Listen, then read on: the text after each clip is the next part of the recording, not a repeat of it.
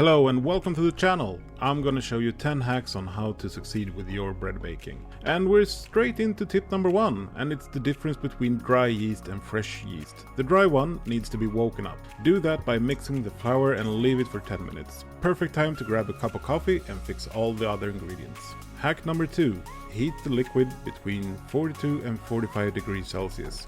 Forget about 37 or finger warm, just think about it. You heat the liquid to the perfect temperature of 37 degrees, and then you mix it with all ingredients that are room temperature in a cold bowl. That dough is lucky if it's over 30 degrees, and the proofing time will be messed up. It's going to take forever. Now, buy a thermometer, it's worth the money, promise. Also, this shaved off a ton of time, but we'll get to that later. Now, tip number 3, trust the measurements in the recipe. If the dough is loose and sticky, then there's probably a reason to it. It's rare that they messed that part up. Everything else can be questioned. So use all the flours all at once, don't save any, and don't add any. Hack number 4 is mix everything apart from flavors, in this case salt and cumin. Always keep that to the last 2 minutes of mixing. Salt kills yeast. Hack number 5. Wow, we're really flying through this.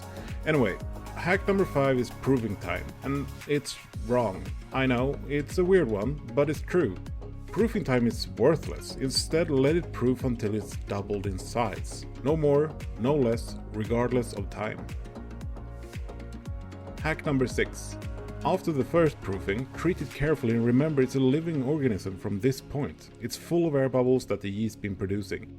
Don't beat it out of the dough. That makes the first proofing pointless if you do, and it's disrespectful to the yeast that's been working so hard. Tip number 7. Use a pair of scissors instead of a knife to divide the dough. Knives are meant to be used on a cutting board, not a kitchen top, regardless of the surface. Oh, and don't forget to like and subscribe. It really means a lot to us. We got so much to show you in the future. Hack number 8, and this is an important one. Don't knead the dough. Roll it, stretch it into desired shape with minimum amount of flour. This will save a ton of air bubbles. Easiest shape is a round one. Loaves can be tricky at first, but you'll soon get the hang of it. Now don't bother with fresh yeast. It has an expiry date that will force you to bake. You are the boss of your kitchen, and don't take crap from petty things like expiry date. Use dry yeast instead. Much longer shelf life, so you can bake when you feel like it and have the time. All ingredients can be found in the description below. This is actually a toast bread, that's why it's so much yeast in this, because you want those really small tiny bubbles that just make the perfect toast. It's an easy recipe to start just because it's so much yeast in it, but it has zero yeast flavor to it, so yeah, you should really try it out. And it's what, 25% the price of buying it? If you, unlike me, don't like poppy seeds, you can switch it out for almost anything. I've actually used polenta a couple of times and it works great. It gives a really nice crunch to it. So yeah, polenta, oats, pretty much anything. A nice crunchy toppings just does so much for the bread. It sort of is a game changer. Hack number 9. If you want the baker's touch, now is the time. Baker's touch are made with a knife. There's no right and wrong here, it's up to you. But I'll say if you want it smooth with a pattern, do it now. If you want a more rustic touch to with grooves, do it right before it goes into the oven.